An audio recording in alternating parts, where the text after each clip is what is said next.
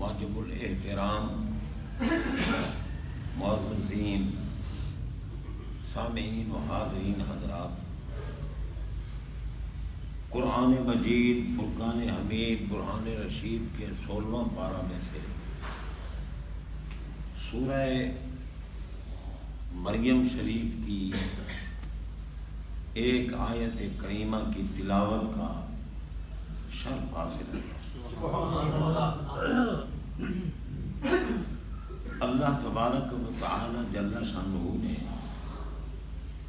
ان کلمات طیبات میں یہ ارشاد فرمایا، خوش بخت اور خوش نصیب ہیں وہ لوگ جن کو اللہ کے پیارے بندے اولیاء کاملین سے عقیدت اور محبت ہے۔ کیونکہ ان کلمات طیبات کا مفہوم عرض کر رہا ہوں کہ کسی بندے کو اللہ کے محبوب بندوں سے اس وقت تک محبت نہیں ہوتی جب تک اللہ اس کے دل میں اپنے محبوبوں کی محبت نہ ان الذین، بے شک وہ لوگ، آمنو، جو ایمان والے ایمان لائے، وعملوا الصالحات، اور انہوں نے ساری زندگی نیک عمل کیے، سیجعل لہم الرحمن، میں ان بندوں کے لیے اللہ تعالی مہربان ہوتا ہے اور لوگوں کے دلوں میں ان کی بے حد محبت ڈال دیتا ہے۔ اب محبوب بندوں کی محبت بندوں کے دلوں میں اللہ تعالی ڈالتا ہے۔ جن کے دل لائق ہوتے ہیں ان دلوں میں اللہ محبوبوں کی محبت ڈالتا ہے۔ سبحان اللہ۔ اور جو لائق نہیں ہوتے تو اللہ ان کے دلوں میں اپنے پیاروں کی محبت نہیں ڈالتا۔ گندے دلوں میں اولیاء کی محبت نہیں آتی۔ قرآن پاک کی بات سنا، گندے دلوں میں اللہ والوں کی محبت کا نور داخل نہیں ہوتا۔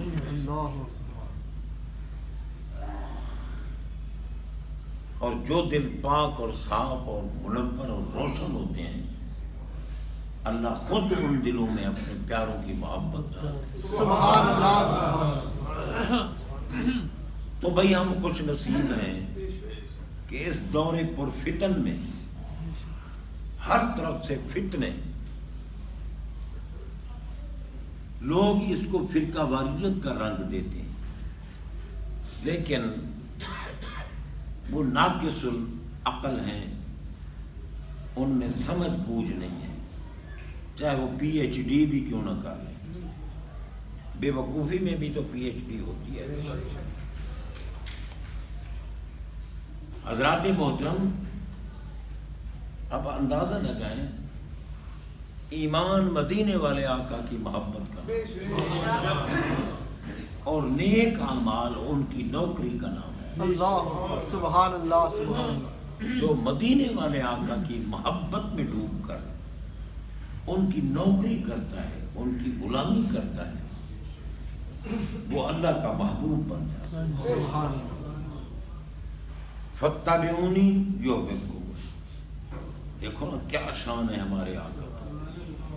رب فرماتے ہیں آپ خود کہیں ان کو کہ اگر اللہ کا محبوب بننا ہے تو آنکھیں بند کر کے میری محبت میں ڈوب جاؤ اور میری غلامی کا توق سے بھی غلو۔ سبحان اللہ، سبحان اللہ۔ شان ہے نا۔ بے شک اللہ تعالیٰ نے خود نہیں حکم دیا، محبوب سے کہلوایا کہ پیارے آپ کہہ دیں اللہ کی بارگاہ میں محبوبیت کا منصب اسی کو حاصل ہوگا جو میری محبت میں ڈوب کر میری غلامی کا توق اپنے گلے میں ڈالے گا، ہر حکم پر میری اداؤں کو مد نظر رکھتے ہوئے عمل کرے گا، میری مکمل نوکری کرنے والے کو اللہ اپنا محبوب بنا، سبحان اللہ، جن کے غلاموں کو اللہ محبوب بنا لیتا ہے، جن کے مطیعین کو، جن کے متابعین کو اللہ محبوب بنا لیتا ہے، تو بھئی جن کی نوکری ہو رہی ہے ان کا مقام اللہ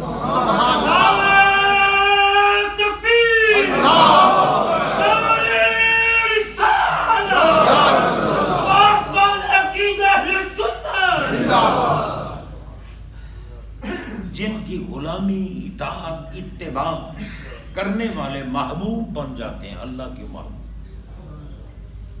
تو بتاؤ پھر اس ذات کا کیا مقام ہوگا؟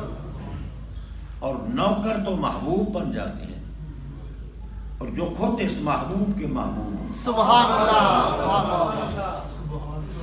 بھئی جو نوکری کریں، توجہ کی ضرورت ہے، جو غلامی کریں، اطاعت کا معنی غلامی کرنا، حکم ماننا، آپ کے حکم کے آگے سر تسلیم خم کرنا، اور اتباع نقش قدم پہ چلنا، آپ کا حکم مانے، اس طرح مانے جس طرح محبوب نے نمونہ دیا، وہ تو محبوب بن گیا، اور جو خود محبوب کے محبوب ہیں، سبحان اللہ، سبحان اللہ، سرکار جلوہ فرما ہے، دائیں زانوں پر امام حسن بیٹھے ہیں، بائیں زانوں پر امام حسین بیٹھے، سبحان اللہ، علیہم السلام، اور ہمارے آقا اللہ کی بارگاہ میں عرض کر رہے ہیں، اللہم انی احبہما فاحبہما واحب من یحبہما، سبحان اللہ،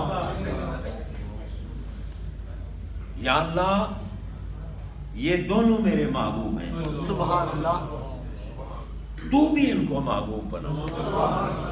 کون کہہ رہے ہیں؟ جن کے نوکروں کو اللہ محبوب بنا، سبحان اللہ، اور جب محبوب بناتا ہے تو وہ ہم جیسے ہی رہ جاتے ہیں۔ اگر وہ ہم جیسے رہ جائیں تو پھر محبوب بنانے کا فائدہ کیا ہے؟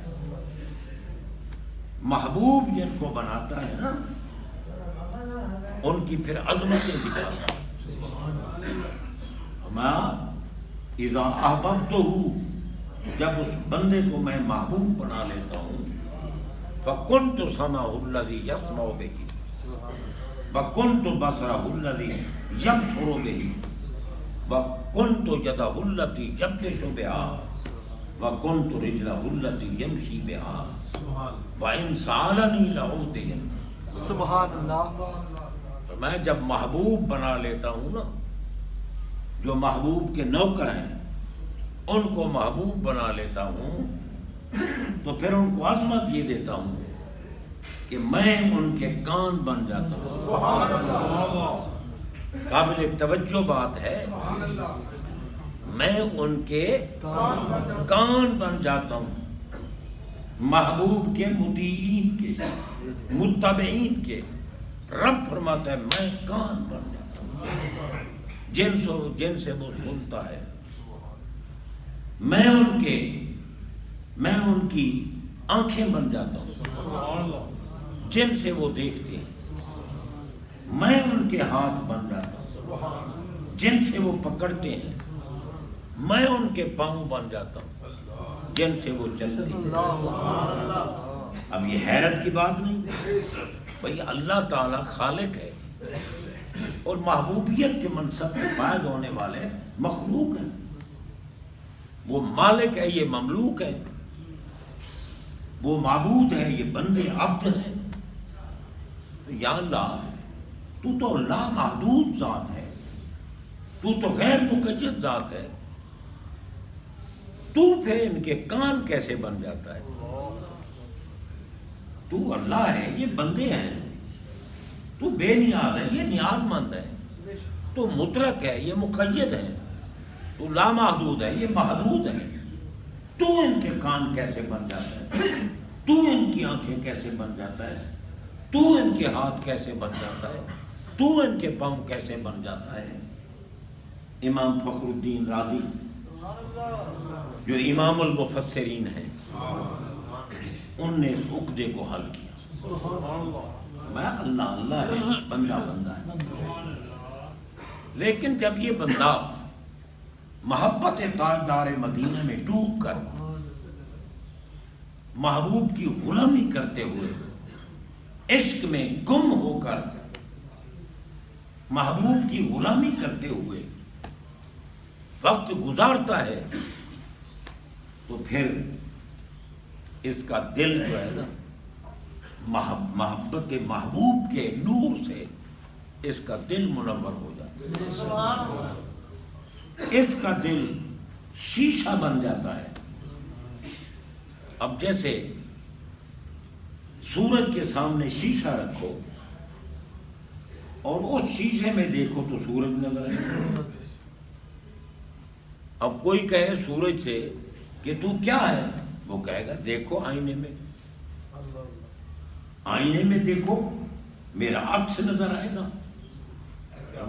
بندہ جب اپنے آئینہ قلب کو مصفح کرتا ہے، مجلہ کرتا ہے، تو میرے محبوب کے وسیلے سے یہ آئینہ قلب میری قدرت کے سامنے ہوتا ہے، پھر اس آئینہ قلب میں میری ذات و صفات کا عکس آتا ہے، اور اس عکس کی شعائیں کبھی کانوں سے نکلتی ہیں، کبھی آنکھوں سے نکلتی ہیں، سبحان اللہ، کبھی ہاتھوں سے نکلتی ہیں، کبھی پاؤں سے نکلتی ہیں۔ پھر وہ بندہ اپنی طاقت سے نہیں دیکھتا، اپنی طاقت سے نہیں سنتا، اس میں پھر اللہ تعالیٰ کے انوار و تجلیات کا نور جلوہ فرما ہوتا ہے۔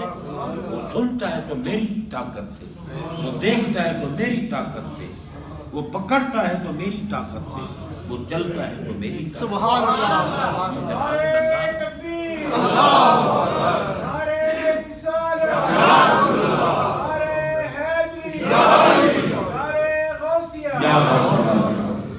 اسی لیے فرمایا کہ اذا سارا نور و جلال اللہ تعالی سمع لہ سامع القریب والبعید، کہ جب اللہ کا نور جلال اس بندے کے کانوں میں قوت سماعت میں جلوہ فرما ہوتا ہے، تو پھر اب اس کی سماعت کے لیے حد نہیں رہتی، یہ دور کی آوازیں بھی سنتا ہے، یہ قریب کی۔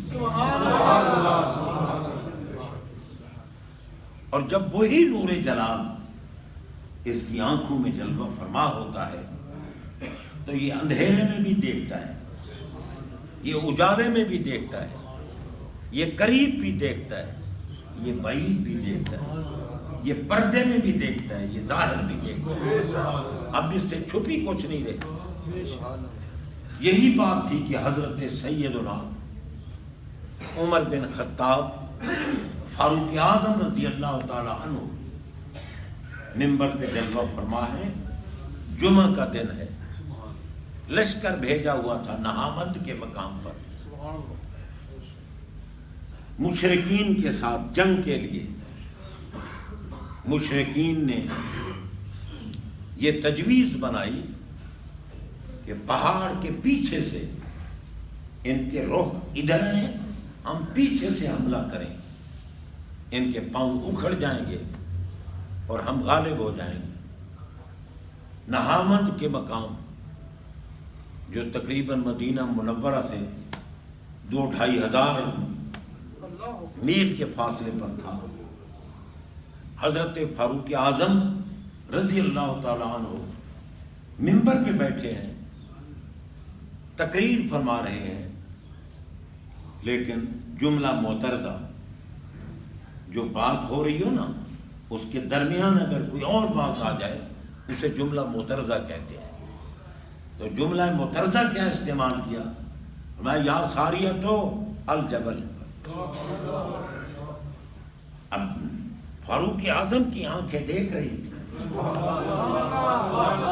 جو کر رہے تھے وہ بھی دیکھ رہی تھی، جو سوچ رہے تھے وہ بھی دیکھ رہے تھے.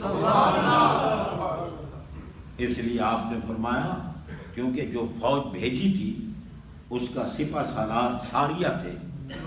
حضرت ساریہ رضی اللہ عنہ مدینہ منورہ مسجد نبوی شریف کے منبر پر بیٹھ کر دیکھ کر فرمایا یا ساریہ تو الجبل.